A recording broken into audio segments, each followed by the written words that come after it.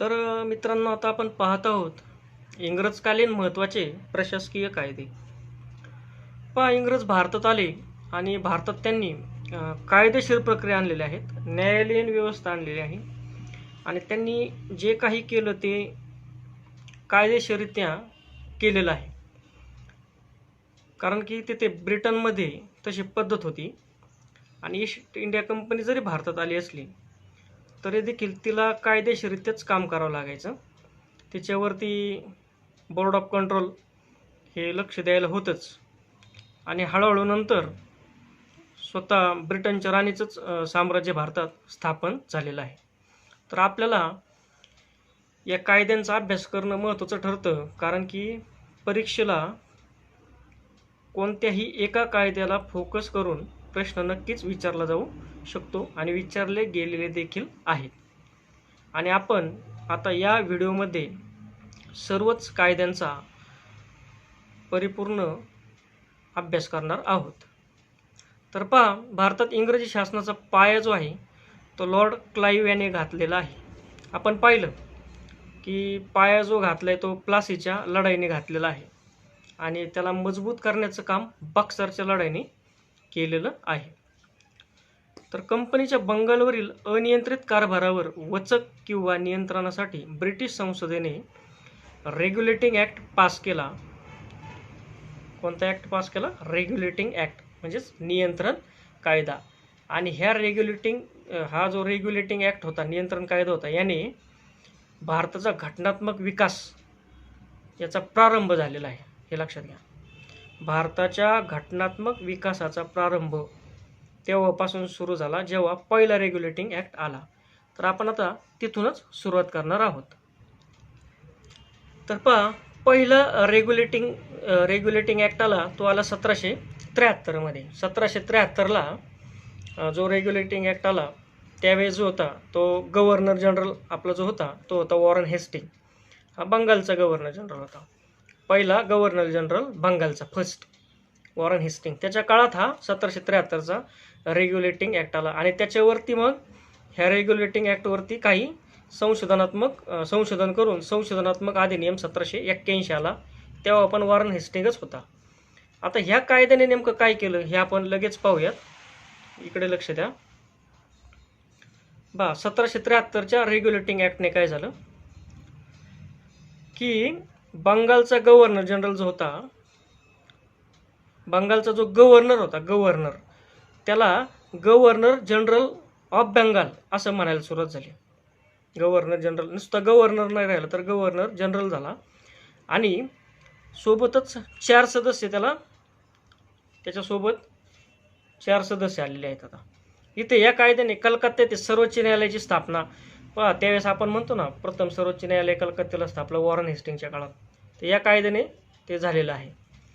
तिथे मग जे 1774 मध्ये ते स्थापन झाले 73च्या रेग्युलेटिंग ॲक्टनुसार. आणि त्याच्यामध्ये एक मुख्य न्यायाधीश होता आणि त्याच्या मदतीला इतर 3 न्यायाधीश होते, असे 4 जणांचं ते होतं. तर जो पहिला मुख्य न्यायाधीश होता तो होता सर इलियास एम्प्रे हा होता, हे लक्षात घ्या. याच्यावरती प्रश्न येऊ शकतो. त्यानंतर भारतातील ब्रिटिश शासनावर नियंत्रणासाठी बंगालच्या गव्हर्नर जो होता त्याला, म्हणजेच आता कोण होता, वॉरन हेस्टिंग, त्याला मुंबई व मद्रासच्या गव्हर्नरावर देखरेखीचा अधिकार प्राप्त झाला. म्हणजे पहिलं कसं होतं, मुंबईचा गव्हर्नर आणि मद्रासचा गव्हर्नर हे स्वायत्त होते, पण आता हे दोघंही बंगालच्या जो गव्हर्नर जनरल आहे त्याच्या अंडर आलेले आहेत, हे लक्षात घ्या. तसंच कलकत्त्यात जे सर्वोच्च न्यायालय स्थापन झालं त्याचं कार्यक्षेत्र देखील या कायद्याने ठरवलं गेलं. त्याच्यानंतर जो महत्त्वाचा कायदा आहे तो आपण पाहूयात आता, पिट्स इंडिया ॲक्ट. आता जो पिट्स इंडिया ॲक्ट जो आहे तो 1784 आलेला आहे, म्हणजे संशोधन अधिनियम आल्यानंतर आलेला आहे 1784ला. त्यावेळेस पण वॉरन हेस्टिंग हाच होता. पिट्स इंडिया ॲक्ट जो आलेला आहे तो त्या ॲक्टमध्ये पहिल्यांदाच जे कंपनीच्या ज्या वसाहती होत्या त्या कंपनीच्या वसाहतींना ब्रिटिश पजेशन्स म्हणजे ब्रिटिशांचा ताबा किंवा मालकी असलेल्या प्रदेश असं म्हटलं गेलेलं आहे. म्हणजे आपल्याला सरळ प्रश्न येऊ शकतो की कोणत्या कायद्याने प्रथमतः असं म्हटलं गेलं, ब्रिटिश पोझिशन्स, ताबा किंवा मालकी. आणि आपल्याला आपसुक काय उत्तर येणार आपल्याकडे की ज्यावेळेस कॅनिंगने राणीचा जाहीरनामा 1858ला आणलेला आहे, तर आपल्याला मग 1857 नंतर राणीचं राज्य आलं आहे. मग आपल्याला ते उत्तर आपण देऊन चूक करू शकतो. इथे पहिल्यांदा जे म्हटलं गेले ते पिट्स इंडिया ॲक्टने म्हटले गेलेले आहे 1784ला. कंपनीच्या वसाहतींच्या प्रदेशाला ब्रिटिश पोझिशन्स. ओके. त्याच्यानंतर मग जे बोर्ड ऑफ कंट्रोल होतं किंवा त्याच्यामध्ये जे विभागणी झालं त्याच्यामध्ये बोर्ड ऑफ कंट्रोल जे होतं ते पॉलिटिकल अफेअर्स ऑफ कंपनी, म्हणजे कंपनीचे जे राजकीय जे होतं अफेअर्स, घडामोडी, त्याच्यासाठी बोर्ड ऑफ कंट्रोल होतं. आणि कोर्ट ऑफ डायरेक्टर एक होतं. कोर्ट ऑफ डायरेक्टर ते कमर्शियल अफेअर्स, म्हणजे ज्या वाणिज्य घडामोडी होत्या व्यापाराविषयक त्याच्यासाठी. तर मग 1784च्या कायद्याने काही महत्त्वपूर्ण जे झाले ते आता आपण पाहतच आहोत. त्याच्यामध्ये जो रेग्युलेटिंग ॲक्ट आला होता त्याच्यामध्ये दोष दूर करण्यासाठी त्यावेळेचा जो पंतप्रधान होता पिट याने केलेला तो कायदा आहे, म्हणून पिट्स इंडिया ॲक्ट असं त्याला म्हटलं जातं. या कायद्याने बोर्ड ऑफ कंट्रोल आणि बोर्ड ऑफ डायरेक्टर अस्तित्वात आलेलं आहे. बोर्ड ऑफ कंट्रोल आणि बोर्ड ऑफ डायरेक्टर. आत्ताच आपण पाहिलं बोर्ड ऑफ कंट्रोल कशासाठी आहे, ज्या काही राजकीय घडामोडी आहेत, पॉलिटिकल अफेअर्स ऑफ कंपनी, त्याच्यासाठी आहे. आणि जे बोर्ड ऑफ डायरेक्टर आहे ते कशासाठी होतं, कमर्शियल अफेअर्स, म्हणजे जे व्यापारविषयक असेल त्याच्यासाठी आहे. या बोर्डानुसार राज्यकारभार 1858पर्यंत चाललं आहे, लक्षात घ्या. म्हणजे जवळ 1857चा उठाव होऊन राणीचं साम्राज्य, राणीचा जाहीरनामा आला आणि राणीचं प्रत्यक्ष सुरू झालं साम्राज्य ब्रिटिशांचं, तोपर्यंत यांच्यानुसार कार्यभार चाललेला आहे. तसंच कलकत्त्याचा जो गव्हर्नर जनरल होता त्याला निर्णायक अधिकार प्राप्त झाले ह्या कायद्याने. म्हणजे आता निर्णायक अधिकार प्राप्त झाले याचा अर्थ तो सर्वाधिकारी झालेला आहे. त्याच्यानंतर जो कायदा आला तो आपण पाहतोय चार्टर्ड ॲक्ट 1793ला. 1793ला चार्टर्ड ॲक्ट आला. जो 1793ला चार्टर्ड ॲक्ट आला होता त्या चार्टर्ड ॲक्टला त्यावेळेस लॉर्ड कॉर्नवॉलिस होता. कॉर्नवॉलिस याच्यामध्ये आपण पाहतोय की या कायद्यानुसार नियामक मंडळ व सदस्यांना भारतीय राजकोषातून वेतन सुरू झालं आता. म्हणजे पहा, आता भारतीय राजकोषातून वेतन सुरू केलेले जे नियामक मंडळ आणि सदस्य होते त्यांना कधीच्या कायद्यानुसार 1793च्या. आणि हे वेतन 1919 पर्यंत भारतीय राजकोषातूनच चालू होतं या नियामक मंडळाच्या सदस्यांना, हे लक्षात घ्या. 1919ला ते भारतीय राजकोषातून द्यायचं बंद केलेलं, तोपर्यंत ते चालू होतं. त्याच्यानंतर चार्टर्ड ॲक्ट आला 1813चा. या चार्टर्ड ॲक्टने काय केलं, 1813च्या चार्टर्ड ॲक्टने कंपनीची हिंदुस्थानातील व्यापाराची मक्तेदारी नष्ट केली. मग कंपनीचा फक्त चीन बरोबर आणि जो चहाचा व्यापार होता तोच पूर्ववत राहिला. बाकीचे जे व्यापाराची मक्तेदारी जी होती कंपनीची ती हिंदुस्थानातील नष्ट करून टाकली. म्हणजे याचा अर्थ काय झाला, आता मक्तेदारी राहिलेली नाही, म्हणजे मोनोपॉली राहिलेली नाही. आता फक्त कंपनीच व्यापार करू शकत नाही, इतरांना पण व्यापाराची संधी मिळालेली आहे. आता फक्त मक्तेदारी कुठे ठेवली, केवळ चीन बरोबर आणि चहाच्या व्यापारातली ती पूर्ववत ठेवलेली, बाकीची नष्ट करून टाकली 1813च्या चार्टर्ड ॲक्टने. आणि बोर्ड ऑफ कंट्रोलच्या मार्फत विलायत सरकार कंपनीच्या कारभारावर अंतिम अधिकार गाजवेल असं जाहीर करण्यात आलं. शिक्षणासाठी 1 लाख खर्चाची तरतूद केली. हे आपण मागच्या पण व्हिडिओ लेक्चरमध्ये पाहिले. मागचे व्हिडिओ लेक्चर पहा. हे सर्व जे व्हिडिओ लेक्चर आहेत ते आपण एका सिक्वेन्सने घेत आहोत, लक्षात घ्या. त्यानंतर महत्त्वाचा कायदा आलेला आहे तो आहे सतीबंदी कायदा. आपण पहा सगळेच कायदे घेतोय एका क्रमाने आणि सालानुसार. सतीबंदीचा कायदा जो आला तो 1829ला आलेला आहे. तो विल्यम बेंटिंग याने आणलेला आहे आणि या कायद्याने सती प्रथा भारतात बंद केलेली आहे, हे लक्षात घ्या. त्यानंतर आलेला आहे चार्टर्ड ॲक्ट 1833. या 1833च्या चार्टर्ड ॲक्टनुसार विल्यम बेंटिंगच त्यावेळेस होता. या कायद्यानुसार चीन बरोबरचा आणि चहाच्या व्यापाराचा जो कंपनीचा अधिकार होता तो देखील समाप्त केलेला आहे. म्हणजे जो 1813च्या कायद्याने ठेवलेला होता अधिकार चीन बरोबरचा आणि चहाचा, तो पण आता 33च्या कायद्याने समाप्त केलेला आहे. अजून या कायद्याने काय झालं तर ते लक्षात द्या इकडं. या कायद्यानुसार बंगालचा गव्हर्नर हा भारताचा गव्हर्नर जनरल झालेला आहे. म्हणजे बीजीचा काय झाला, आयजी झाला. बंगालचा गव्हर्नर हा कोण झालाय, आयजी. इंडियाचा गव्हर्नर, भारताचा गव्हर्नर जनरल झालेला आहे, लक्षात घ्या. त्यानुसार भारताचा पहिला गव्हर्नर जनरल कोण असणार? मग साहजिकच विल्यम बेंटिंक, कारण की विल्यम बेंटिंक त्यावेळेस होता ना. मग भारताचा पहिला गव्हर्नर जनरल कोण असा प्रश्न येऊ शकतो कोणत्याही एखाद्या स्पर्धा परीक्षेमध्ये. त्याचं उत्तर असणार विल्यम बेंटिंक. गव्हर्नर जनरलला संपूर्ण भारतासाठी कायदा करण्याचा अधिकार देण्यात आला. आता विल्यम बेंटिंकला संपूर्ण भारतासाठी कायदा करण्याचा अधिकार देण्यात आला होता. त्याला सर्व प्रकारच्या सिव्हिल आणि मिलिटरी पॉवर्स देखील देऊन टाकण्यात आल्या. म्हणजे तो आता भारतासाठीचा प्रमुख झाला आहे, हे लक्षात घ्या. भारतीय कायदा व्यवस्था संहिताबद्ध करण्यासाठी कायदा आयोग नियुक्त करण्यात आले. इथे कायदा आयोगाची देखील नियुक्ती करण्यात आलेली आहे. पुढे आहे 1853चा कायदा. या 1853च्या चार्टर्ड ॲक्ट जो झाला त्यावेळेस होता लॉर्ड डलहौसीच्या या काळात हा कायदा झाला. 1853चा जो ॲक्ट होता याने भारतासाठी विधान परिषदेची स्थापना झाली, लक्षात घ्या. 1853च्या कायद्याने भारतासाठी विधान परिषदेची स्थापना झालेली आहे, हे महत्त्वाचं आहे. या कायद्यानेच सर्वप्रथम संपूर्ण भारतासाठी विधानमंडळ ऑल इंडिया लेजिस्लेटिव्ह काउन्सिलची स्थापना झाली. यालाच मिनी पार्लमेंट देखील म्हटलं गेलेलं आहे, हे इथे लक्षात घ्या. अजून 1853च्या कायद्याने काय झालं तर हे आपण आता इथे पाहूयात. तर या कायद्याने कंपनी आता नावापुरतीच राहिली.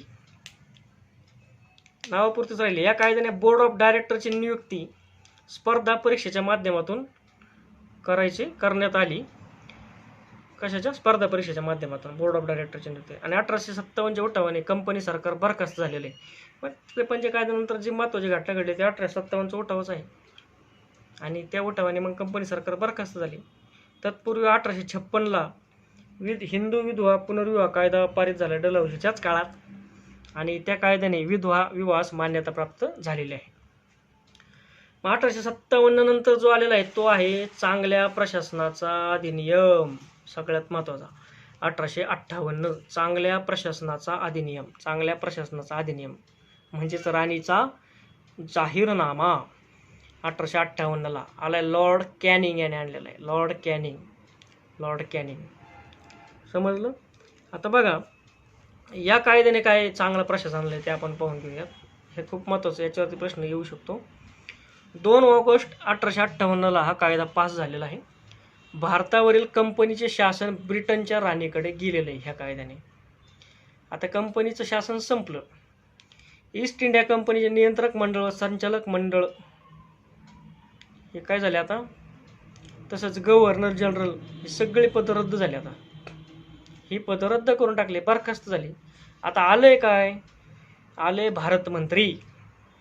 या भारत मंत्र्याला म्हटलं गेलं सेक्रेटरी ऑफ इंडिया व व्हाईसरॉय हे नियुक्त केले गेलेले आहेत. भारत मंत्री, सेक्रेटरी ऑफ इंडिया आणि व्हाईसरॉय हे नियुक्त केले गेलेले आहेत. जो सेक्रेटरी ऑफ इंडिया होता he was assisted by 15 member council in India. म्हणजे त्याच्या मदतीसाठी 15 मंडळ सदस्यांचं काउन्सिल होतं मदतीसाठी.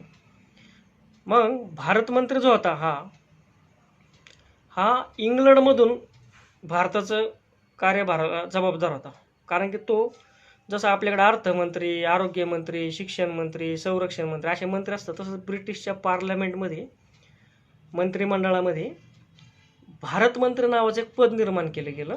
आणि त्या भारत मंत्र्याचं काम होतं भारताचं जेवढं काय आहे त्याच्याशी तो जबाबदार असणार, तो रिपोर्टिंग करणार, तो सगळं पाहणार. आणि इथे प्रत्यक्षात भारतात कोण कारभार करणार? व्हाईसरॉय करणार. म्हणजे व्हाईसरॉय आणि भारत मंत्री असे दोघे जण मिळून जय आणि वीरू असे आलेले ते लक्षात घ्या. भारत मंत्र्याला दरवर्षी इंग्लंडच्या संसदेपुढे भारताच्या प्रगतीचा अहवाल ठेवावा लागायचा. बरोबर आहे, तो मंत्री म्हणजे तोच जबाबदार असणार. 1 नोव्हेंबर 1958ला राणीचा जाहीरनामा अहवाल प्रसिद्ध झाला. म्हणजे आता चांगल्या प्रशासनाचा अधिनियम 1858 हा वेगळा आहे, लक्षात घ्या. आणि राणीचा जाहीरनामा हा वेगळा आहे. पण तो 1 नोव्हेंबर 1858ला आला. आणि राणीच्या जाहीरनाम्यामध्ये आम्ही चांगलं प्रशासन देऊ, कुणावरती आमचं मक्तेदारी नसन, संस्थानांना त्यांची स्वायत्तता दिली जाईल, अशा अनेक प्रकारचे प्रलोभनं भारतीयांना देण्यात आले की जेणेकरून भारतीयांमधला असंतोष जो होता तो आता नष्ट होईल आणि ते इंग्रजांना भारतामध्ये प्रशासन करण्यात आणि राज्य करण्यात सहकार्य करतील. म्हणून भारताचा पहिला असं ते म्हणतात ना, की लोक म्हणायचे यामुळे उपाशी आम्हाला भाकरी खायला द्या, आणि राणी म्हणायची तुम्ही भाकरी काय खाता, केक खा, असं काहीतरी आहे उपासात. त्या प्रकारचं भारताचा पहिला व्हाईसरॉय जो होता तो होता लॉर्ड कॅनिंग. हे आपण पाहिलेलं आहे की आता जे चांगल्या प्रशासनाचा अधिनियम आला तो कॅनिंगच्या काळात आला आहे, आणि ह्याच अधिनियमानुसार गव्हर्नर जनरल वगैरे सगळे पदं नष्ट होऊन व्हाईसरॉय पद निर्माण केलं. त्यामुळे साहजिकच पहिला व्हाईसरॉय कोण? Lord Canning. पण पहिला भारतमंत्री कोण हे महत्त्वाचं आहे, तर पहिला भारतमंत्री लॉर्ड स्टॅनले हा होता, हे लक्षात घ्या, लॉर्ड स्टॅनले. ठीक आहे, आता आपण पुढे जाऊयात. पुढचा जो कायदा आहे तो भारत, आता इथून पुढं कायद्यांचं नाव बदललेलं आहे. आता भारत विधिनियम कायदा आला. आता भारत विधिनियम कायदा म्हणजेच काउन्सिल ॲक्ट सुरू झालेले आहेत. या भारत विधिनियम कायदा इंडियन काउन्सिल ॲक्ट याच्यात 1861चा जो आहे त्यानुसार आपण पाहूयात काय काय तरतुदी करण्यात आल्यात. तत्पूर्वी त्यावेळेस पण लॉर्ड कॅनिंग हाच होता. लॉर्ड कॅनिंग हाच होता. याच्यामध्ये डिसेंट्रलायझेशन ऑफ लेजिस्लेटिव्ह पॉवर, म्हणजे ज्या काही पॉवर होत्या लेजिस्लेटिव्ह त्यांचं आता विकेंद्रीकरण केलेलं आहे. केंद्रीकरण सोडून काय केलंय? विकेंद्रीकरण केलेलं आहे. तसेच ऑर्डिनन्स विषयी व्हाईसरॉयला पॉवर दिलेले आहेत. ते आता आपण पाहूयात. इकडे पाहूयात आपण काय झालंय ते. तर पहा काय झालं, तर भारतातील ब्रिटिश प्रशासनाचा आराखडा तयार करण्यात आलेला आहे. भारतात ब्रिटिश कसं प्रशासन करतात त्याचा आराखडा तयार करण्यात आला. भारतीयांना मुलकी सेवेत प्रवेश देण्यात आले आहेत. केंद्रीय विधिमंडळास भारतीयांसाठी कायदे बनवण्याचा अधिकार देण्यात आला. जे केंद्रीय विधिमंडळ होतं त्या विधिमंडळाला कायदे बनवण्याचा अधिकार देण्यात आला भारतासाठी, भारतीयांसाठी. ह्या केंद्रीय विधिमंडळामध्ये व्हाईसरॉय नॉमिनेटेड भारतीय सुद्धा होते, त्यांना भारतीयांना प्रवेश देण्यात आलेला आहे. मग व्हाईसरॉय नॉमिनेटेड कोण कोण होते ते आपण पाहूयात. तर पहा, बनारसचा राजा सगळ्यात महत्त्वाचं, याच्यावर प्रश्न येऊ शकतो. बनारसचा राजा, पतियाळाचा महाराज आणि सर दिनकर राव. सर दिनकर राव हे लक्षात घ्या. बनारसचा राजा, पतियाळाचा महाराज आणि पतियाळ्याचे महाराज, एकेरी उल्लेख नको. पतियाळाचे जे महाराज होते ते आणि सर दिनकर राव आणि बनारसचे जे राजे होते ते, हे तिघे व्हाईसरॉयने नॉमिनेटेड केले. 3 भारतीय त्यावेळेस केंद्रीय विधिमंडळात होते, हे लक्षात घ्या. 1861च्या वेळेस. त्याच्यानंतर विभागीय व्यवस्थेची सुरुवात केलेली आहे. पहा ह्या कायद्याने विभागीय व्यवस्थेची सुरुवात केली.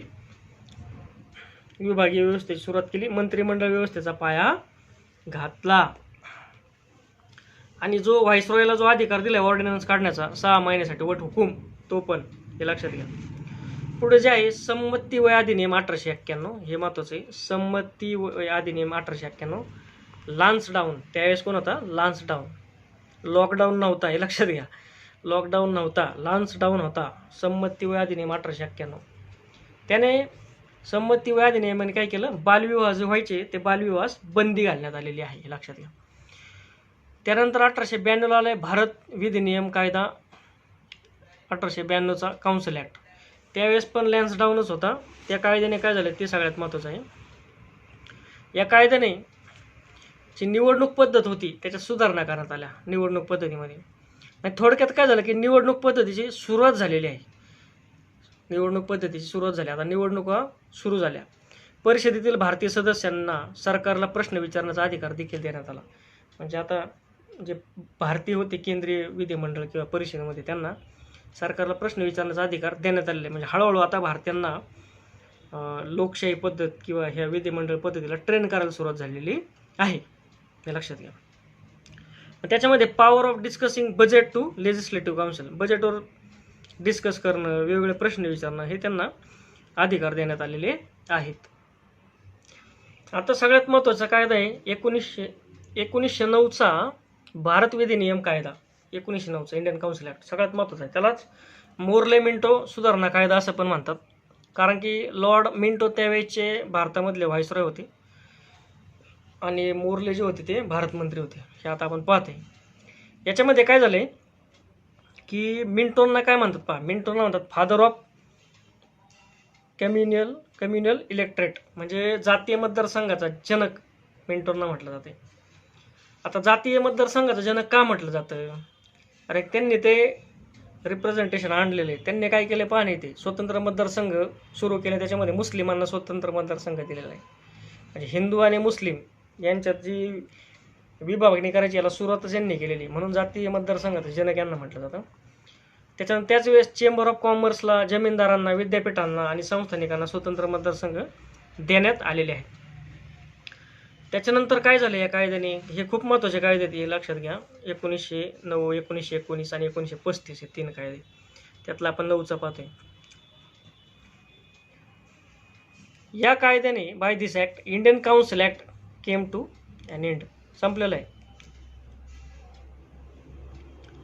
Council act. इथे विधिमंडळाचा विस्तार करण्यात आलेला आहे, सदस्य संख्या वाढवली गेलेली आहे, निर्वाचित पद्धतीला मान्यता दिलेली आहे, म्हणजे निवडणुकीला मुसलमानांना स्वतंत्र मतदारसंघ दिलेले आहेत, आणि याच्यातूनच पाकिस्तानची बीजे पेरली गेली एक प्रकारे, हे लक्षात घ्या. त्याच्यानंतर इंडियन काउन्सिल जे होतं, इंडिया काउन्सिल जे भारत मंत्र्याकडे असायचं, या इंडिया काउन्सिलमध्ये 2 भारतीयांची नियुक्ती करण्यात आलेली, वर्णी लागलेली. याच्यावरती प्रश्न येतो. ते जे होते ते होते के जी गुप्ता आणि सय्यद हुसेन बिलग्रामी. के जी गुप्ता आणि सय्यद हुसेन बिलग्रामी हे 2 जण होते, हे लक्षात घ्या. त्याच्यानंतर गव्हर्नर जनरलच्या कार्यकारिणीवरती, गव्हर्नर जनरलची कार्यकारिणी म्हणजेच व्हाईसरॉयची कार्यकारिणी, याच्यावरती लॉ मेंबर म्हणून एका भारतीयाची नियुक्ती केली गेली होती. ते कोण होते? सत्येंद्र प्रसाद सिन्हा. सत्येंद्र प्रसाद सिन्हा यांची नियुक्ती केली गेली होती. त्याच्यानंतर 20 ऑगस्ट 1917ला, म्हणजे आता 1909च्या कायद्यानंतर जे झालं ते ऑगस्ट घोषणा आलेली 20 ऑगस्ट 1917ला, त्याला भारताची मॅग्ना कार्टा असे स्वागत मवाळांनी केलं होतं, हे लक्षात घ्या. कारण याच्यामध्ये ब्रिटिशांनी जबाबदार शासनाची ग्वाही दिली होती. याच्यानंतरच मग 1919चा कायदा आलेला आहे, त्याची ती पार्श्वभूमी आहे. तर हे लक्षात घ्या की सत्येंद्र प्रसाद सिन्हा, याच्यामध्ये 2 फॅक्ट लक्षात घ्या. भारत मंत्र्याची जी कार्यकारिणी होती त्याच्यावरती के जी गुप्ता आणि सय्यद हुसेन बिलग्रामी ह्या 2 भारतीयांची नियुक्ती करण्यात आलेली आहे, आणि व्हाईसरॉयच्या कार्यकारिणीवरती सत्येंद्र प्रसाद सिन्हा या भारतीयाची, first Indian to join the viceroy executive council, Satyendra Prasad Sinha यांची नियुक्ती करण्यात आलेली आहे, लक्षात घ्या. पुढे जो आहे मॉन्टेगू चेम्सफोर्ड अधिनियम, मॉन्टफोर्ट 1919, त्यावेळेस लॉर्ड चेम्सफोर्ड होते व्हाईसरॉय, हे लक्षात घ्या. तर ह्याच्यामध्ये काय झालेले आपण पाहूयात. याच्यामध्ये ह्या कायद्यानुसार 1926ला सेंट्रल पब्लिक सर्व्हिस कमिशन म्हणजे ली आयोगाची नेमणूक करण्यात आली, ज्याने आपले UPSCची स्थापना झाली. त्याच्यानंतर मतदानाचा अधिकार जो दिला गेला 1919ला, तो मतदानाचा अधिकार भारतीयांना काही खालील बेसिसवर देण्यात आला. ते म्हणजे संपत्ती कर आणि शिक्षण, प्रॉपर्टी टॅक्स आणि एज्युकेशनवरती काही भारतीयांना मतदानाचा अधिकार देण्यात आला. मतदारसंघ इथं पण वेगळे देण्यात आलेले आहेत. त्याच्यामध्ये अँग्लो इंडियन असतील, ख्रिश्चन असतील, युरोपियन असतील, यांना देण्यात आले. महिलांना पण एक प्रकारे मतदानाचा अधिकार आलेला आहे. सगळ्यात महत्त्वाचं आपण पाहतो इकडे, separation of central budget from provisional budget, म्हणजे जे केंद्रीय बजेट आणि प्रादेशिक जे होतं यांचं विलगीकरण करण्यात आलेलं आहे, बरोबर आहे. त्याच्यानंतर अस्थायी व संक्रमणकालीन संविधानाची निर्मिती झालेली एक प्रकार, ती ब्रिटिशांनी केलेली.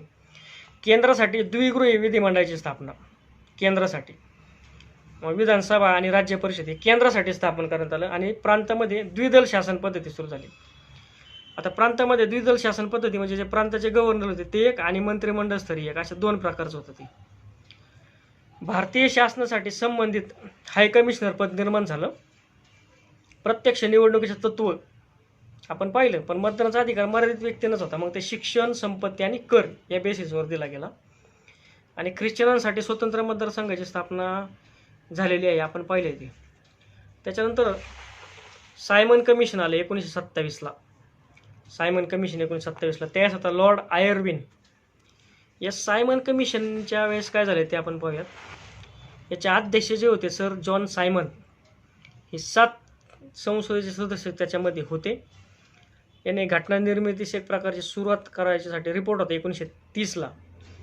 केंद्रीय असेंब्लीत लाला लजपतराय यांनी हा प्रस्ताव अमान्य केलेला आहे, आणि सायमन कमिशन पुढे अस्पृश्यांच्या वतीने डॉक्टर आंबेडकरांनी साक्ष दिलेली आहे, हे लक्षात घ्या. पुढे जो आहे तो नेहरू रिपोर्ट 1928ला. लॉर्ड आयर्विन, हां हे सगळ्यात महत्त्वाचं की नेहरू रिपोर्ट कुणाचा होता? पंडित जवाहरलाल नेहरूंचा होता का मोतीलाल नेहरूंचा होता? तर इथे लक्षात घ्या, नेहरू रिपोर्ट हा पंडित मोतीलाल नेहरू यांचा होता, जवाहरलाल नेहरूंचा नाही. प्रश्न चुकण्याची शक्यता. तर या रिपोर्टनुसार आपण पाहतोय भारतीयांनी घटना बनविण्याचा केलेला हा पहिला प्रयत्न आहे. याच्यामध्ये साम्राज्याअंतर्गत स्वातंत्र्याची मागणी केलेली आहे आणि त्यालाच धरून पुढे जिनांच्या 14 मागण्या आल्या मग दिल्लीमध्ये 1928ला, हे लक्षात घ्या. तर पुढे जो आहे तो आहे शारदा कायदा 1929. आता शारदा कायदा काय आहे? लॉर्ड आयर्विनच्याच काळात आहे. विवाहाचे वय, शारदा कायद्यानुसार विवाहाचं वय ठरवण्यात आलं, जे मुलांसाठी होतं 18 वर्ष आणि मुलींसाठी होतं 14 वर्ष. मुलांसाठी 18 वर्ष आणि मुलींसाठी 14 वर्ष, हे लक्षात घ्या.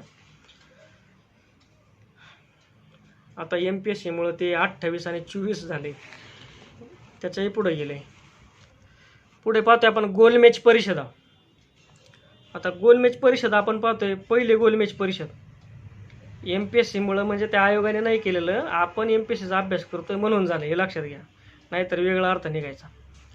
गोलमेज परिषदा, पहिले गोलमेज परिषद 1930 ते 1932 मध्ये झाली, हे लक्षात घ्या. 1930 ते 32 मध्ये 3 झाल्या, त्याच्यामधली पहिली झाली 1930ला, ती पाहतोय आपण. याच्यामध्ये काँग्रेसने प्रतिनिधीच पाठवला नव्हता पहिल्या गोलमेज परिषदेस. संघ राज्य कल्पनेस मान्यता देण्यात आलेली आहे. आंबेडकरांनी राखीव जागांची मागणी केलेली आहे.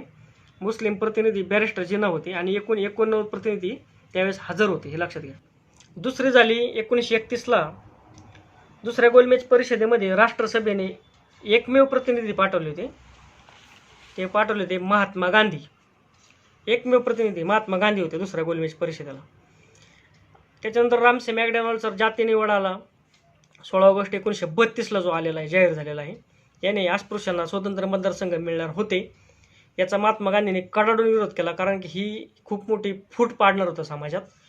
आणि जेवढ्या जागा जातीय निवडीने मिळणार होत्या त्याच्यापेक्षा कितीतरी पटीने जास्त जागा महात्मा गांधींनी आणि आंबेडकरांनी जो येरवडा त्यांच्यात समझोता, येरवड्यात जो करार झाला त्यानुसार मिळालेले आहे, हे लक्षात घ्या. म्हणजे इंग्रज कमी जागा देणार आणि भली मोठे फूट पाडणार. गांधीजींनी ही ओळखलं त्यांचं आणि त्यामुळे त्यांनी उपोषणाला बसले होते येरवड्यात.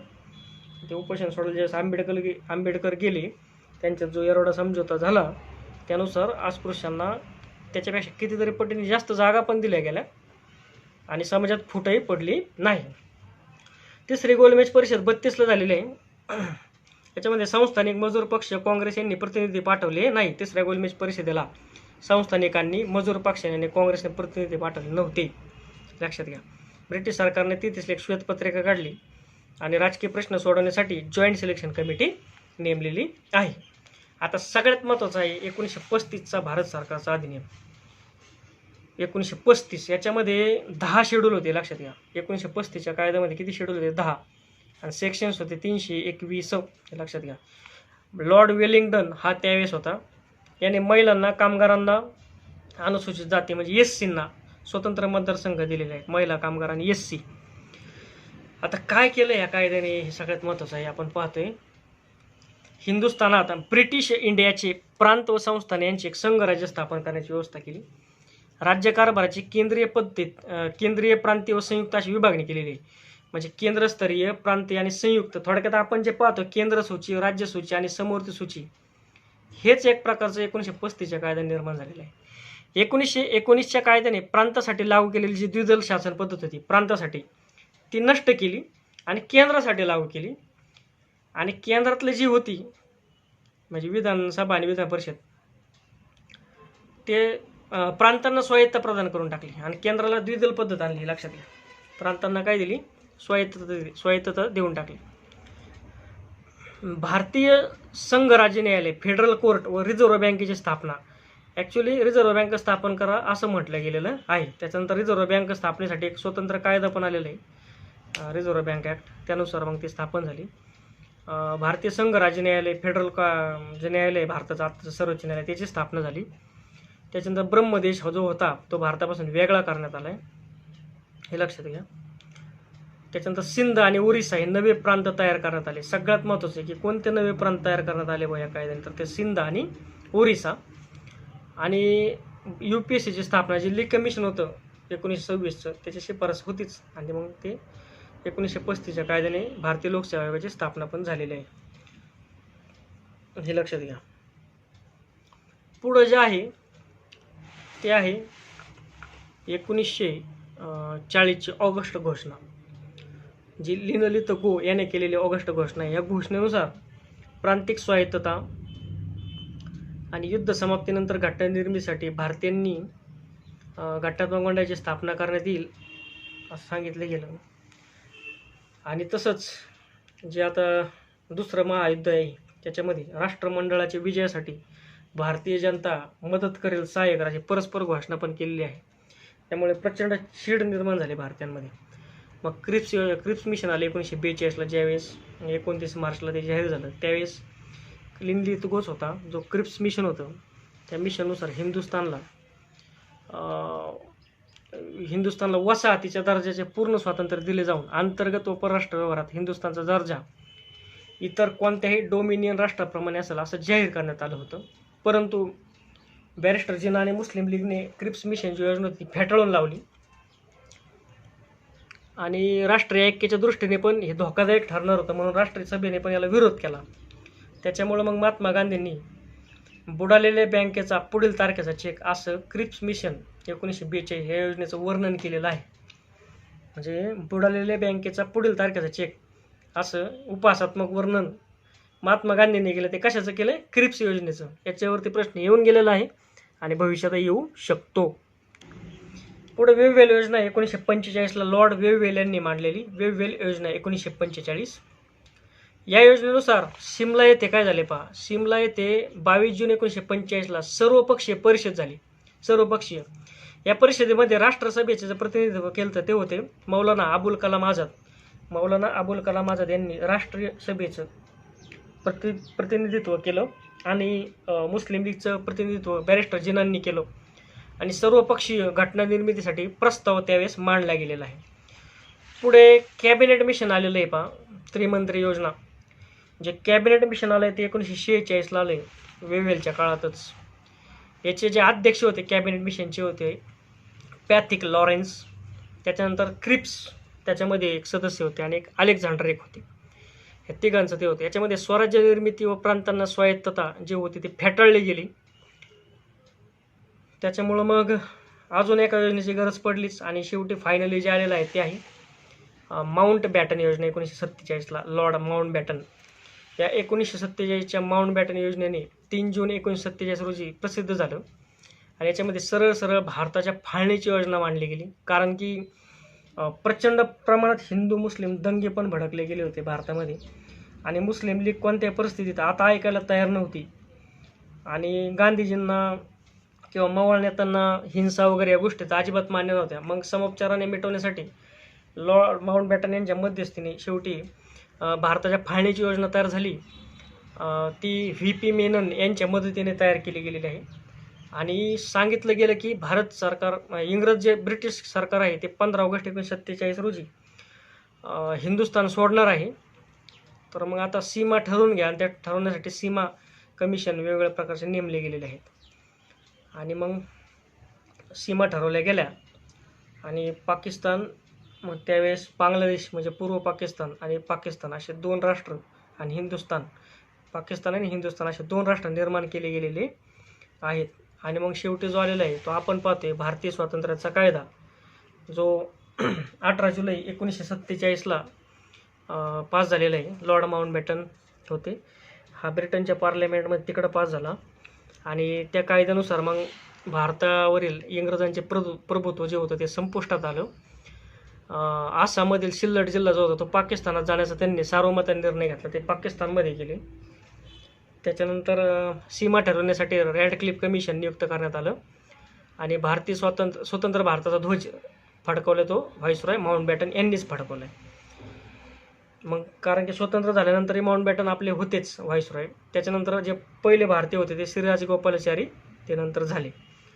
तर याच्यामध्ये लक्षात घ्या की 1947च्या भारत स्वातंत्र्य कायद्यानुसार भारत आणि पाकिस्तान आपापले आता स्वतंत्र राष्ट्र झाले आणि ब्रिटिशांची सत्ता संपुष्ट झाली. त्यानंतर आपण घटना निर्मितीची स्थापना केलेली आहे. संविधान समितीची स्थापना करून आपण आपल्या देशासाठी स्वतंत्र घटना तयार केलेली आहे आणि ही घटना 26 नोव्हेंबर 1949ला स्वीकारल्यानंतर 26 जानेवारी 1950 पासून ती लागू झाली. तर त्यानुसार मग आता बाकीचे कायदे जे आहेत ते आपले स्वतंत्र आपल्या घटनेनुसार आहेत. तो आता भारतीय राज्यघटनेचा भाग झाला. त्या विषयामध्ये आपण पाहूयात. त्या विषयामध्ये ह्या कायद्यांमधील अनेक गोष्टी परत रिपीट होणार आहेत, त्या भारतीय राज्यघटनेच्या अँगलने. आता फक्त आपण इतिहासाच्या अँगलने हे कायदे बघितले, त्यामुळेच आपण मग ते द्विदल राज्य पद्धती काय होती, डायरची वगैरे ह्या गोष्टी तिथे आपण डिटेलमध्ये पुन्हा पाहूयात. आत्तापुरतं एवढंच. आपल्याला जर हा व्हिडिओ आवडला असेल तर आपण आपल्या सर्व मित्रांना हा पाठवा, त्यांना आपल्या चॅनलला जॉईन होण्यासाठी सांगा, जास्तीत जास्त सहकार्यांना पाठवा. आणि तुम्ही पण सबस्क्राईब केला नसेल चॅनल तर तो लवकरात लवकर सबस्क्राईब करा, जेणेकरून आपल्याला पुढील अपडेट या चॅनलवरती मिळतील. तसेच जे कोणी टेलिग्रामवर असतील त्यांनी टेलिग्रामवरती MPSC एक्झाम रिॲलिटी आपला टेलिग्राम चॅनल पण जॉईन करा. धन्यवाद.